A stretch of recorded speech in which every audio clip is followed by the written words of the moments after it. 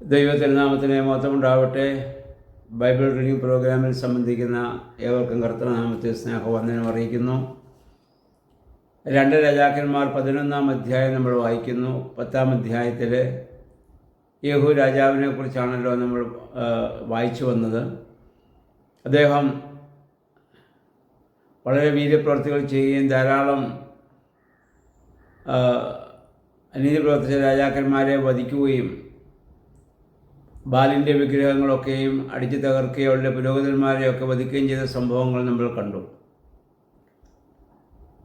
അദ്ദേഹത്തിന് ശേഷം പിന്നീട് യഹൂദ രാജ്ഞിയായ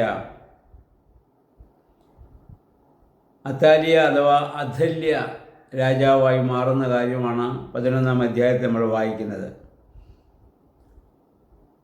അവൾ ആഹാബ് രാജാവിൻ്റെ മകളായിരുന്നു. അവൾ ദാവീദ് വംശ അല്ലായിരുന്നു.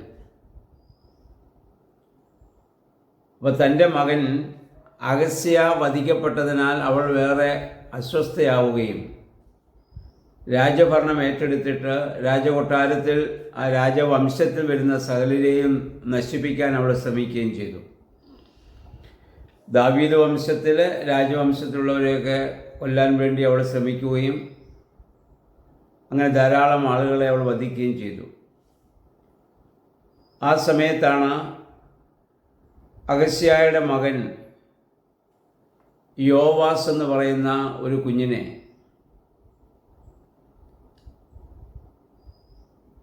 അവിടെ ഒരു ധാത്രി മുഖാന്തരം അവിടെ സംരക്ഷിക്കപ്പെടുന്നുണ്ട്.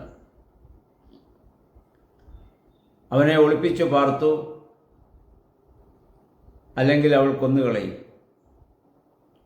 ആ ധാത്രിയുടെ ഭവനത്തിൽ ധാത്രിയുടെ കുഞ്ഞിനെ പോലെ ആ കുഞ്ഞിനെ വളർത്തി വന്നു. അവന് 7 വയസ്സായപ്പോൾ ജനങ്ങളെല്ലാം കൂടി അദ്ദേഹത്തിന് അവനാണ് രാജവംശപ്രകാരം രാജാവിൻ്റെ മകനെന്ന രീതിയിൽ രാജാവാകേണ്ടത്. അവനെ രാജാവാക്കാൻ അവർ ആഗ്രഹിച്ചു. പക്ഷേ ഈ അഥല്യ രാജാവായിരിക്കുന്ന കാലത്തോളം പരസ്യമായി അങ്ങനൊരു കാര്യം ചെയ്യുക അവർക്ക് പ്രയാസമാണ്. അതിനവർ കണ്ടെത്തിയ മാർഗം അവന് 7 വയസ്സ് പ്രായമായപ്പോൾ അവനെ ദേവാലയത്തിൽ അവനെ കൊണ്ടുവന്നിട്ട് അവിടെ വെച്ച് യഹോയാദ എന്ന് പറയുന്ന പുരോഹിതനോടെ കൊണ്ടുവന്ന് അവനെ രാജാവായി അഭിഷേകം ചെയ്യുന്നു.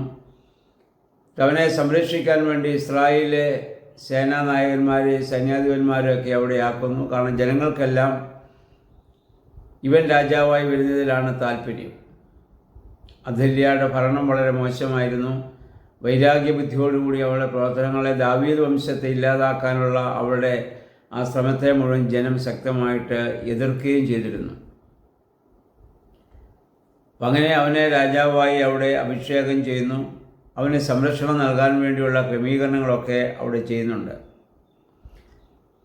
ഇവനെ രാജാവാക്കിയപ്പോൾ ആ ദേവാലയത്തിൽ വലിയ ആരവമുണ്ടായി. ജനങ്ങൾ കാഹളമൂതുകയും സന്തോഷം പ്രകടമാക്കുകയും ചെയ്തത് അറിഞ്ഞുകൊണ്ട് ഈ അഥല്യ അവിടെ കടന്നു വരികയും ഇവൻ രാജവേഷം അണിഞ്ഞ് കിരീടമൊക്കെ ധരിച്ച് അവിടെ നിൽക്കുന്നത് കണ്ടു. അപ്പോൾ അവൾ വളരെ അസ്വസ്ഥയാവുകയും ഞാൻ്റെ ഇവിടെ രാജാവായിരിക്കുമ്പോൾ ഞാനല്ലാതെ മറ്റൊരാളെ രാജാവായി വാഴിച്ചത് രാജദ്രോഹമാണെന്ന് ആരോപിക്കുകയും ഒക്കെ ചെയ്തു. അപ്പോൾ പുരോഹിതൻ്റെ ആ നിർദ്ദേശപ്രകാരം അവളെ പുറത്തു കൊണ്ടുപോയി അവിടെ വെച്ച് വധിച്ചു കളയുകയാണ്. അതിനുശേഷം അവർ കർത്താവിൻ്റെ ജനമായിരിക്കുമെന്ന് യഹോയാദ എല്ലാവരെയും കൊണ്ടും അവിടെ സത്യം ചെയ്യിക്കുകയും ജനങ്ങളിൽ രാജാവുമായി ഒരു ഉടമ്പടി അവിടെ ഉണ്ടാക്കുകയൊക്കെ അവിടെ ചെയ്യുന്നുണ്ട്. ഇസ്രായേൽ ജനത്തിൻ്റെ ജീവിതത്തിൽ അനേക പ്രാവശ്യം ഇതുപോലുള്ള രാജാക്കന്മാരും പുരോഹിതന്മാരും ഒക്കെ ജനങ്ങളെ കൊണ്ട് പ്രവാചകന്മാരും അനേക പ്രാവശ്യം സത്യം ചെയ്യിക്കുന്നുണ്ട്. സത്യം ചെയ്യുമ്പോൾ അവർക്ക് യഹോവയോടുള്ള സ്നേഹവും ഭക്തിയും ഒക്കെ കാണിക്കും. അത് കഴിയുമ്പോൾ വീണ്ടും അവിടുത്തെ ആ സാഹചര്യം അനുസരിച്ചുള്ള ജീവിതത്തിലേക്ക് അവർ മാറിപ്പോകുന്നതായി കാണുന്നുണ്ട്. നമ്മളും ദൈവസ്ഥാനത്തിൽ പല തീരുമാനങ്ങളും പലപ്പോഴും എടുത്തിട്ടുള്ളവരാണ്. എന്നാൽ ഓരോ സാഹചര്യങ്ങൾ വരുമ്പോൾ അതൊക്കെ മറന്നുകൊണ്ട് ജീവിക്കുന്ന പ്രവർത്തിക്കുന്ന സാഹചര്യം നമ്മുടെ ജീവിതത്തിൽ ഉണ്ടാവുന്നുണ്ട്. എന്നാൽ സത്യത്തിൽ തന്നെ നീതിയിൽ തന്നെ നിലനിൽക്കുക എന്നുള്ളത് വളരെ ശ്രമകരമായ ഒരു കാര്യമാണ്. ആ ശ്രമകരമായ കാര്യമാണ് കർത്താവ് നമുക്ക് കാണിച്ചു തന്നത്. ശാസ്ത്രിമാരെയും പരീശന്മാരോടൊക്കെ ധാരാളം എതിർപ്പ് കർത്താവിനെ നേരിടേണ്ടി വന്നിട്ടുണ്ട്. എന്നാൽ പിതാവായ ദൈവത്തിൻ്റെ ഇഷ്ടം എന്തെന്ന് ജനത്തെ അറിയിക്കുന്നതിൽ കർത്താവ് ഒരു വീഴ്ചയും കർത്താവ് വരുത്തിയിട്ടുമില്ല. അതൊക്കെ സഹിച്ച് കർത്താവ് ക്രൂശിക്കപ്പെടുന്ന സാഹചര്യം വരെ ഉണ്ടായി നമുക്കറിയാമല്ലോ. അതോടെ കർത്താവ് തൻ്റെ ഗിരിപ്രഭാഷണത്തിൽ പറഞ്ഞു ഓർക്കുക, നീതി നിമിത്തം പീഡിപ്പിക്കപ്പെടുന്നവർ ഭാഗ്യവാന്മാർ, സ്വർഗരാജ്യത്തിലുള്ള പ്രതിഫലം വർദ്ധിച്ചിരിക്കുന്നു. നീതി പ്രവർത്തിക്കുമ്പോൾ തന്നെ നമുക്ക് പ്രതിഫലമുണ്ട്. എന്നാൽ അതിന് പകരം നമ്മൾ തിന്മ അനുഭവിക്കുമ്പോൾ ആ പ്രതിഫലത്തിന് അവിടെ വർധന ഉണ്ടാകുന്നു എന്ന് കർത്താവ് പറഞ്ഞത് നമ്മൾ ഓർക്കുക. ഇപ്പോൾ പഴയ നിയമത്തിൽ വെറും പരിശുദ്ധാത്മാവില്ലാത്തൊരു കാലമാണ് നമുക്കറിയാം. മാനുഷികമായ രീതിയിൽ മാത്രമേ മനുഷ്യന് ചിന്തിക്കാനും പ്രവർത്തിക്കാനും സാധിക്കുന്നുള്ളൂ. അതിൻ്റേതായ അപാകതകളൊക്കെ അവിടെ ഉണ്ട്. പക്ഷെ പുതുനിയമത്തിൽ നമുക്ക് അങ്ങനെയല്ല. പരിശുദ്ധാത്മാവാണ് നമ്മളെ വഴി നടത്തുന്നത്. ആത്മാവിന് വിധേയമായിട്ട് നമ്മൾ ജീവിക്കുന്നവരാണ്. അതുകൊണ്ട് ആത്മപ്രചോദിതമായി നന്മകൾക്കും നീതിക്കും വിധേയമായി മാത്രം ജീവിക്കുവാനും അപ്രകാരം പ്രവർത്തിക്കുവാനും നമുക്ക് ഇടയായിട്ട് തീരേണ്ടതാണ്.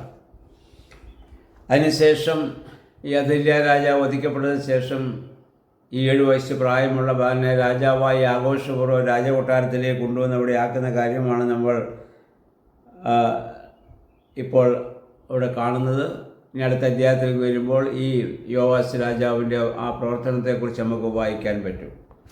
ഇവിടെയൊക്കെ നമ്മൾ മനസ്സിലാക്കുക, ഇവരുടെയൊക്കെ ആ ജീവിതത്തിലെ ആ കുറവുകളൊക്കെ മനസ്സിലാക്കി അത് നമ്മുടെ ജീവിതത്തിൽ സംഭവിക്കാതെ ദൈവവുമായുള്ള ഒരു വലിയ ബന്ധത്തിൽ ജീവിക്കുവാൻ നമുക്കിടയാകണം. നമ്മുടെ വായനകളും ചിന്തകളും പ്രാർത്ഥനകളും ഒക്കെ അതിൽ നമ്മളെ സഹായിക്കട്ടെ.